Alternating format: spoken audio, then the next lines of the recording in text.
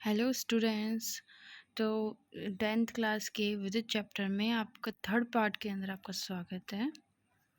हमने यहाँ तक तो पढ़ ही लिया था, क्वेश्चंस अंदर वाले सॉल्व कर लिए थे। अब हमें जो क्वेश्चंस करने थे वो प्रश्न वाले जिनके आंसर्स नहीं दे रखे होते वो करने।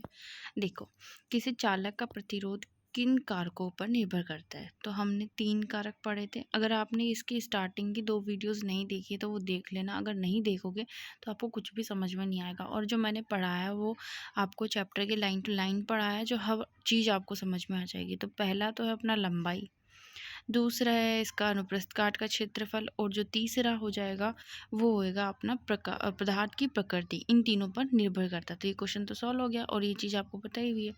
सेकंड क्वेश्चन देखो, समान पदार्थ के 2 तार में यदि एक पतला, एक तो कैसा है पतला और दूसरा कैसा है मोटा, तो ये बोल रहा है दूसरा मोटा हो तो इसमें से किसमें विद्युत धारा जो है आसानी से प्रवाहित होगी, जबकि उन्हें समान विद्युत स्रोत से संयोजित किया जाता है।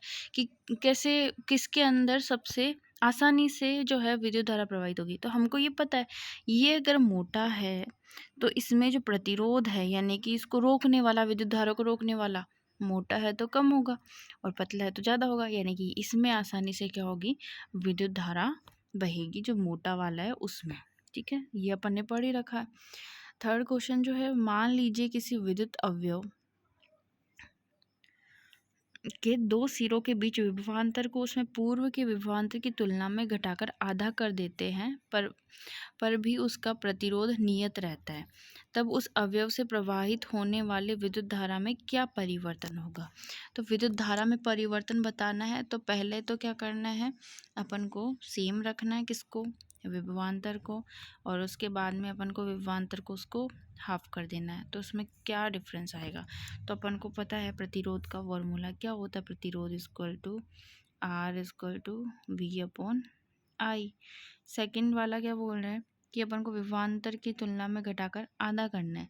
अगर अपन R2 को कि जो V है उसको हाफ कर दें, V अपॉन 2 इंटू आई, तो बोल रहा है कि कितना रह जाएगा।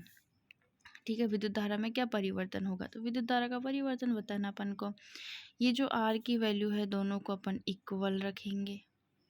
ठीक है, ये तो ये इक्वल कर लो, और विद्युत धारा देखनी है अपन को तो आप इसको ही डिवाइड में है इधर भेजोगे तो R अपॉन में आ जाएगा, यहाँ पे भी R अपॉन में आ जाएगा।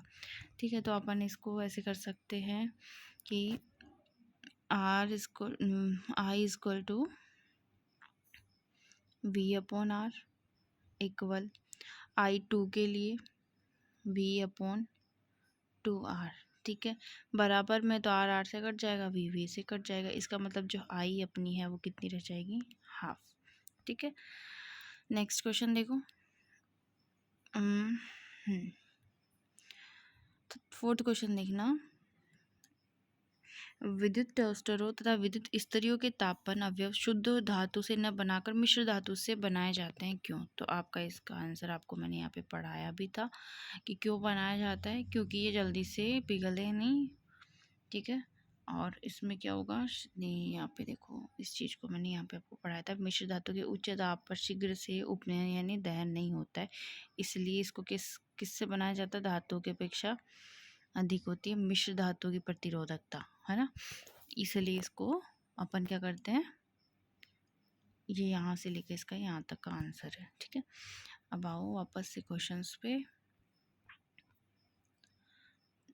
नेक्स्ट अपना फिफ्थ नंबर क्वेश्चन क्या बोल रहा है कि तालिका देखनी है अपन को 11.2, जिसमें मैंने आपको बता रखा था प्रतिरोधकता। तो जिसमें जिसकी प्रतिरोधकता कम है वो सबसे अच्छा चालक होगा, जिसकी चालकता अधिक है उसका प्रतिरोध कम होगा। मेरी बातों को अगर ध्यान से सुन लोगे तो भी आप क्वेश्चन आसानी से सॉल्व कर लोगे। देखो यहाँ पे आयरन और मरकरी, तो यहाँ पे जो आयरन है उसकी प्रतिरोधकता क्या होगी, R जो है उसका क्या है, कम है। इसका मतलब इसके अंदर जो आई है वो क्या होगी, ज़्यादा। या आई मतलब ये जो चालकता है वो क्या होगी, ज़्यादा। और यहाँ पे मरकरी जो है, मरकरी के लिए आर जो है वो है ज़्यादा, तो जो चालकता हो जाएगी वो हो जाएगी कम। इसका मतलब आयरन जो है वो सबसे ज़्यादा चालक होगा। और जो बी पार्ट दे रखा है फिफ्थ का बी, वो कौन सा पदार्थ सर्वश्रेष्ठ चालक है, तो मैंने यहाँ पे स्टार्टिंग में जब अपन पढ़ रहे थे सेकंड पार्ट के अंदर तब भी बताया था, सिल्वर इसका क्या होगा, आंसर, क्योंकि इसकी प्रतिरोधकता सबसे कम होती है। नेक्स्ट आओ, प्रतिरोधकों के निकाय का प्रतिरोध। कहने का मतलब इस टॉपिक में आपको सिर्फ कुछ एक पॉइंट्स है उनका ध्यान रखना है कि अपन जब ये जो विद्युत का परिपथ है वो बनाते हैं तो अपन जो ये यहाँ पे जो तार लगा रहे हैं या अपन एक सिरा दूसरे सिरों को जोड़ रहे हैं तार के, तो अगर वो श्रेणी क्रम में है या समांतर क्रम में, उसके ऊपर डिपेंड करने वाला पूरा टॉपिक है। श्रेणी क्रम यानी कि एक, फिर दूसरा श्रेणी में, फिर तीसरा श्रेणी में। समांतर क्रम यानी कि समान समान, जैसे ये टर्मिनल है एक और इसी टर्मिनल के साथ में दूसरा तार जुड़ा हुआ है, इसको अपन क्या बोल देंगे, समांतर क्रम। ये तो हो जाएगा श्रेणी क्रम, ये हो जाएगा समांतर क्रम। इसके ऊपर डिपेंड करता है अपना पूरा टॉपिक। तो देखो किसे कहते हैं श्रेणी क्रम, किसे कहते हैं पहले ही समझते हैं। विद्युत परिपथ दिखाया गया R1 R2 R3, ये रहा R1 ये रहा R2 ये R3 तार है। प्रतिरोध के 3 प्रतिरोधकों को एक सिरे से दूसरे सिरा मिलाकर जोड़ दिया जाता है, तो इस संयोजन को श्रेणी क्रम संयोजन कहते हैं। परिभाषा पूछ ली जाती है। नेक्स्ट अपन आते हैं पार्श्व क्रम में समांतर क्रम। पार्श्व क्रम और समांतर क्रम एक ही चीज़ है, ठीक है। पार्श्व क्रम संयोजन में क्या कर रहा है, R1 R2 R3 को अगर एक ही पॉइंट से जोड़ के रखते हैं तो ये कैसा कहलाएगा, पार्श्व क्रम कहलाएगा, ठीक है। दोनों डायग्राम समझ में आ गए। अब देखो श्रेणी क्रम जो अपन ने पहले पढ़ा था, कौन सा, ये वाला क्रम, ठीक है। तारों को अगर अपन ऐसे जोड़ते हैं किसी में, तो उसके अंदर जो संयोजित है उसका प्रतिरोधक क्या होगा। अब ये क्रियाकलाप दे रखा, क्रियाकलाप मैंने आपको पहले भी बताया कि आप खुद से पढ़ना, आपको जो टॉपिक है बहुत अच्छे से समझ में आ जाएगा। जितना हिंट है वो मैं आपको दे ही देती हूँ। इसमें क्या करना है, आपको ध्यान रखना है कि जो एमीटर में विद्युत धारा का मान वही रहता है, यह परिपथ में एमीटर की स्थिति पर निर्भर नहीं करता। क्या बोल रहा है, विद्युत धारा का मान वही रहता है। इसका तात्पर्य क्या हुआ, प्रतिरोधकों में श्रेणीक्रम संयोजन में परिपथ में हर भाग में विद्युत धारा कैसी रहेगी, समान रहेगी। कहने का मतलब जब श्रेणीक्रम ऐसे जुड़ा हुआ है, ठीक है, तो इसमें जैसे ये R1 मानते हैं, ये R2 मानते हैं और ये R3 मानते हैं, जो इसमें विद्युत धारा बह रही है वो समान क्रम में, जितनी इसमें बहेगी उतनी ही उसमें और उतनी ही इसमें। इसका मतलब यहाँ पे I की जो वैल्यू है वो समान रहेगी, ठीक है। और जो V विभवांतर है, I तो कैसा रहेगा, समान। ध्यान रखना यही पॉइंट्स है जो मैं लिख रही हूँ, ये नोट्स ही आपके छोटे छोटे लिख लेना कहीं पे बुक के अंदर ही। और विभवांतर जो होगा वो होगा असमान, ठीक है।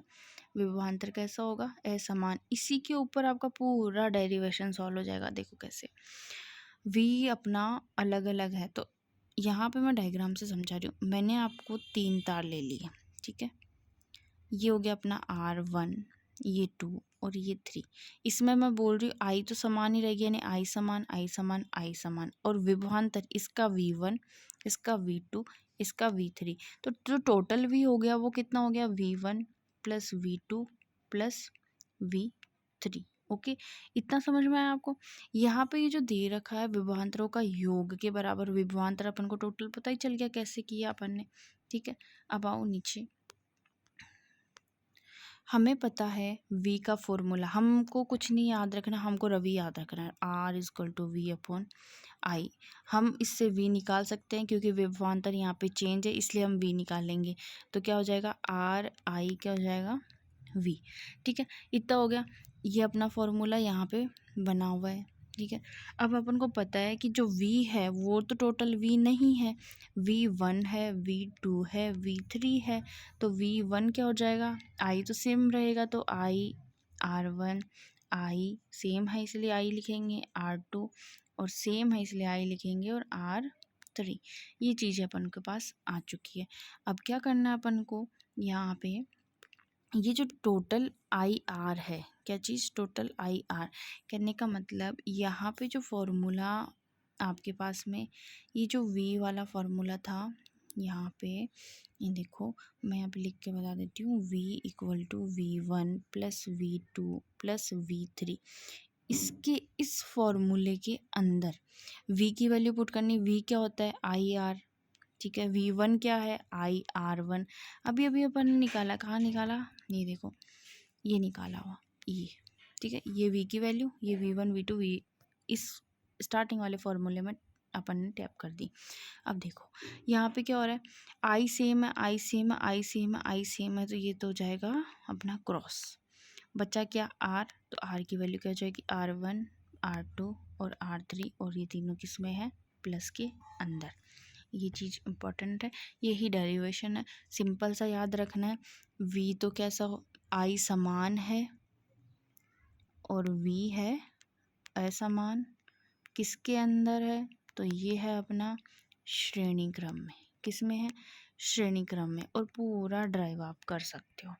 ठीक है बच्चों, अब आते हैं अपन क्वेश्चंस पे। तो देखो, एक विद्युत लैंप जिसका प्रतिरोध 20 है, क्या दे रखा अपन को, विद्युत का प्रतिरोध कितना देगा, 20, और तथा एक 4 ओम प्रतिरोध का चालक 6 वोल्ट की बैटरी से जुड़ा हुआ है, और अपन को क्या दे रखा है, यहाँ पे डायग्राम दे रखा है। फर्स्ट क्या करना, परिपथ का कुल प्रतिरोध निकालना। क्या निकालोगे, कुल प्रतिरोध, ठीक है, टोटल प्रतिरोध निकालना है। बी, परिपथ में प्रवाहित विद्युत धारा आई निकालनी है। सी क्या बोल रहा है, विद्युत लैंप तथा चालक के सिरों में विभवांतर वी निकालना है। ठीक है, ये अपना क्वेश्चन हो गया। क्वेश्चन को समझना और क्वेश्चन को सॉल्व करना। पहले डायग्राम बना लो अच्छे से। आपको पता है ये 6 वोल्ट की क्या दे रखी है, बैटरी दे रखी है, 4 ओम दे रखा है, एक बल्ब जोड़ रखा है, मीटर से जोड़ रखा है उसको। ठीक है, क्वेश्चन क्या पूछ रहा है पहला, कि परिपथ का कुल प्रतिरोध, प्रतिरोध का फॉर्मूला क्या होता है भाई, R इक्वल टू V/I। ठीक है, यही होता है कुल प्रतिरोध, और प्रतिरोध का formula R equal to VI, और अपन को R1 दे रखा है और R2 दे रखा है।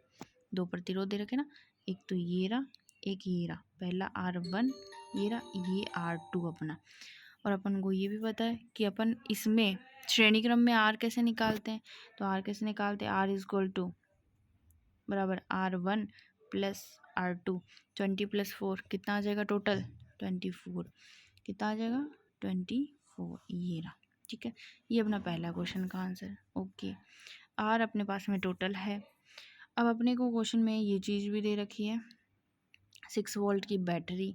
और जब अपना पहला क्वेश्चन हो गया, अब दूसरा क्वेश्चन देखो, परिपथ में विद्युत धारा आई निकालनी है। क्या निकालनी पड़ेगी अपन को, आई के लिए अपन क्या करेंगे, आई का फॉर्मूला क्या है, आई का formula I equal to V/R। V अपना 6 वोल्ट, R कितना है 24, कट करो 1/4। ठीक है, तो 1/4 को अपन आगे और सॉल्व भी करते हैं, तो क्या आंसर आएगा अपना 0.24। ठीक है, हाँ ओके, इसका सेकंड पार्ट हो गया। देन थर्ड पार्ट क्या पूछ रहा है अपन से, थर्ड पार्ट पूछ रहा है विभवांतर। क्या पूछ रहा है, विभवांतर। तो अपन को 6 वोल्ट टोटल विभवांतर दे रखा है, और हमें क्या निकालना, पर के लिए निकालना है। R1 ये रहा, R2 ये रहा, टोटल ये रहा, और अपन निकाल सकते हैं। कैसे निकालोगे, देखिए आई अपने पास में आई चुकी है, अपन ने निकाल ली है ना, तो अपन इसमें पुट करेंगे। V1 क्या होता है अपना, V होता है क्या, V होता है R इंटू आई। R दे रखा है R1, आई अपन को दे रखी, क्योंकि आई तो समान रहती है, तो आई अपन को दे रखी, आई अपन ने निकाली थी ना अभी, वो है। और 20 ओम अपन R1 दे रखा है, इसको सॉल्व करके मल्टीप्लाई करोगे आ जाएगा।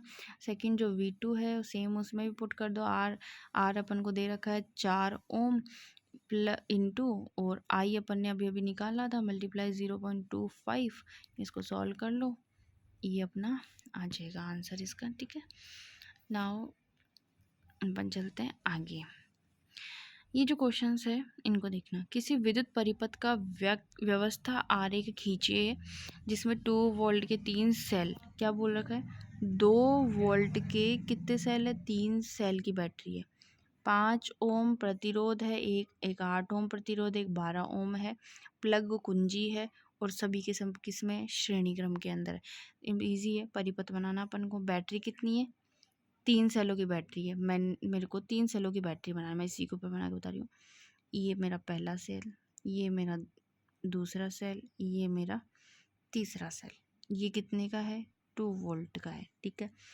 फिर मेरा आ रखा है आगे प्रतिरोध, एक मेरा प्रतिरोध, फिर मेरा दूसरा प्रतिरोध, फिर मैंने इसको ऐसे करके तीसरा प्रतिरोध जोड़ दिया, ठीक है। फिर इसके बाद में यहाँ पे मेरे को बोला गया कि प्लग और कुंजी है, ठीक है।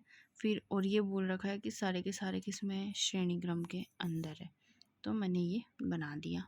ये हो गया अपना R1, ये हो गया R2, ये हो गया R3। सिर्फ आलेख बनाना और कुछ नहीं बनाना, ओके।